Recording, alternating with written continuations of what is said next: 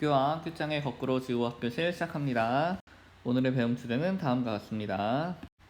흑체라는 이상적인 물체가 하나 있는데 이 물체는 에너지를 만약에 100을 받으면 100의 에너지를 방출하는 그런 물체를 이제 흑체라고 부릅니다. 이거는 가상의 물체예요. 하지만 대부분의 우주에 있는 대부분의 물질들은 다 이런 흑체에 가까운 현상을 나타내고 있어요. 100을 받으면 뭐 97을 내뿜는다든지 이렇게. 그래서 우리는 지구도 그렇고 다른 기타 별들도 그렇고 전부 흑체라고 가정을 하고 생각을 하고 있습니다. 근데 이렇게 들어오는 게 100, 나가는 게 100이면 결국에는 총합은 0이 돼요. 그죠? 이러한 상태를 우리는 복사 평형 상태라고 부릅니다. 평형 상태라고 불러요. 근데 이런 일이 지구에서도 일어난다라는 거죠. 그럼 지금부터 지구의 복사 평형을 한번 봐보도록 할게요. 자, 지구는 우주로부터 에너지를 받고 있죠. 태양 복사 에너지를 받고 있어요. 그리고 지표에서는 또 지구 복사 에너지를 방출하고 있습니다. 그래서 우리는 우주 대기 지표의 영역으로 복사 평형이 어떤 식으로 일어나는지를 한번 살펴볼 거예요. 일단 우주에서 태양 복사 에너지가 지구로 올 겁니다. 그럼 우주에서는 태양 복사 에너지만큼 손실을 볼 거예요. 그죠? 우주에선 준 거니까 지구한테. 이걸 마이너스 100 정도라고 해보겠습니다. 마이너스 100의 태양 복사 에너지가 지구로 들어오게 돼요. 근데 이제 지구로 들어오던 이 태양 복사 에너지 중에서 일부는 대기에 반사가 됩니다. 그리고 또 일부는 통과가 됐지만 지표에 의해서 반사가 돼요. 이렇게 해서 반사가 돼서 다시 돌아가는 게 30 정도가 돌아갑니다. 그럼 우주는 플러스 30 정도를 다시 받은 거예요. 자, 근데 이제 대기에 의해서 반사되는 거 말고 대기에 의해서 흡수되는 애들이 있습니다. 대기에 의해서 흡수가 되는 친구들, 주로 우리가 이제 자외선이나 적외선 같은 애들은 여기서 흡수가 돼요. 우리 왜 오존층이 자외선을 차단해주죠? 그런 것들이 이제 자외선 흡수하는 거예요. 이런 식으로 흡수가 되는 게 대략 100 중에 25 정도가 대기에 흡수가 됩니다. 그럼 지금 남아있는 애들 45 정도가 남았죠? 그 45는 어디로 가느냐? 지표로 가는 거예요. 흡수되고도 남은 애들은 지표로 가서 지표에 흡수를 당합니다. 이렇게 흡수당하는 게 어느 정도냐? 45 정도가 흡수를 당하는 거죠. 자, 여기까지가 지금 태양 복사 에너지가 지구로 들어오는 과정이에요. 그러면은 여기까지 한번 정산을 해보면 우주의 입장에서는 총 마이너스 70의 손실을 받고 대기의 입장에서는 총 플러스 25의 이득을 받고 지표의 입장에서는 총 플러스 45의 이득을 봤어요. 이 상태가 태양 복사 에너지의 영역으로 봤을 때예요.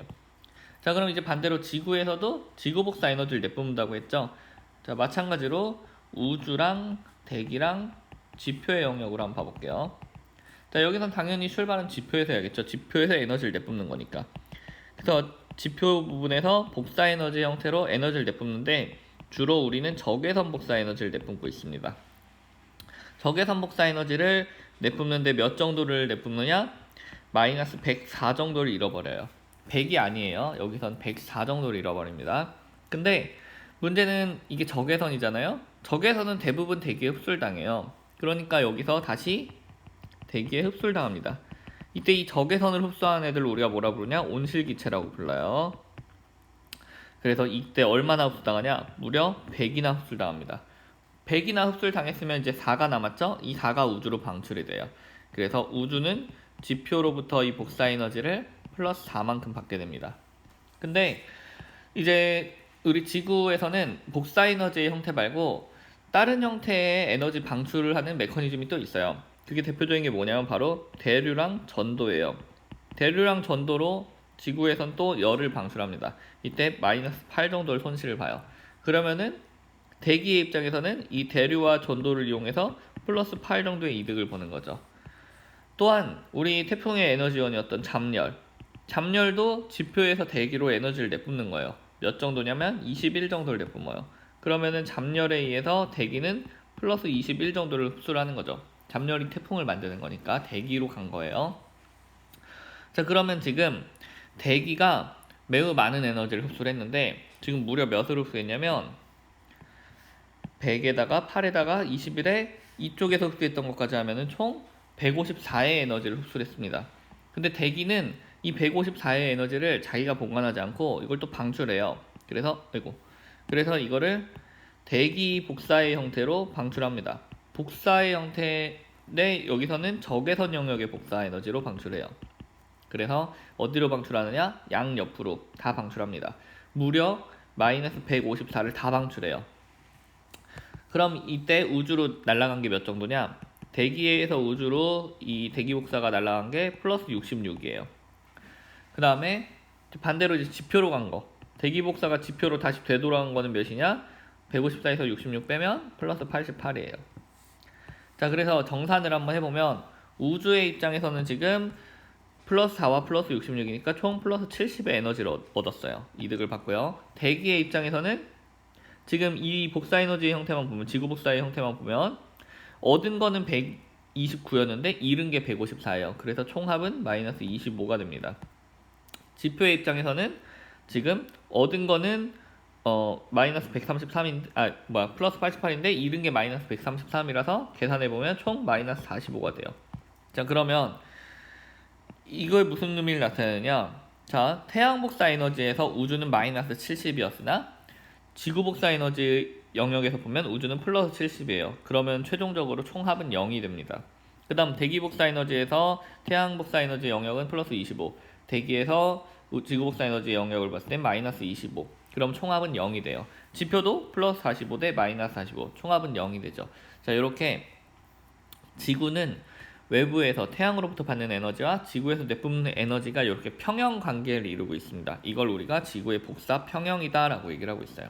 근데 사실은 에너지의 형태 중에 여긴 지금 복사의 형태만 계산한 게 아니라 대류와 전도 그리고 잠열도 계산했죠. 그래서 정확히는 이것을 복사 평형이 아닌 열수지 평형이다 라고 우리가 얘기를 하고 있습니다. 자, 이때 여기서 가장 주목해야 되는 것은 바로 이 부분이에요.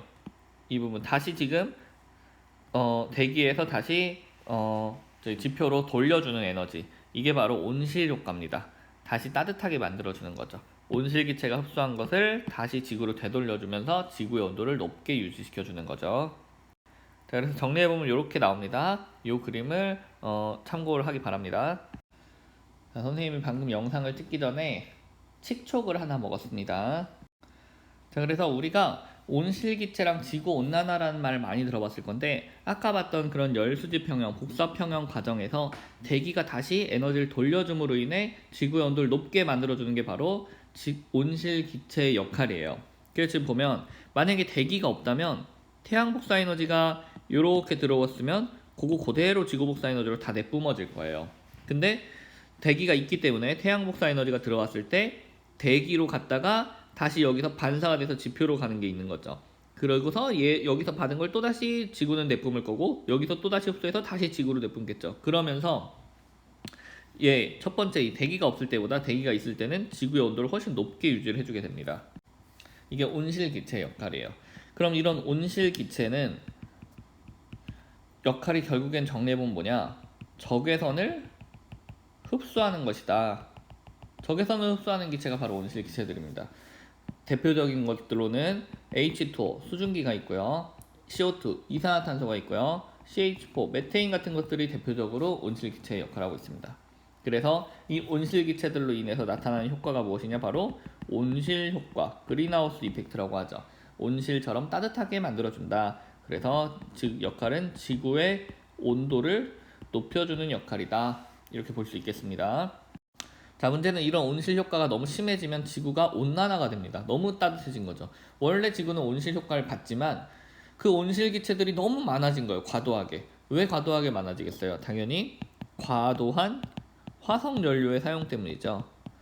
과도한 화석연료의 사용으로 인해서 지구가 이산화탄소를 내뿜게 되고요. 이 이산화탄소가 많아지면 온실 기체가 많아진 거니까 온실 효과가 발생을 하고요. 그로 인해서 지구의 기온이 계속해서 올라가고 있는 현상인 거죠. 그래서 지금 보면은 이산화탄소의 농도고요. 요 세로 가로축은 지금 시간이에요. 시간에 따라 이산화탄소의 농도가 계속 높아지고 있어요. 근데 이때 지구의 평균 온도 그래프를 보면 온도도 계속 높아지는 걸 볼 수가 있습니다. 둘이 비례해요. 그러니까 결국엔 이산화탄소 온실기체가 많아짐으로 인해서 지금 날씨가 점점 따뜻해진다는 걸 보여주고 있죠.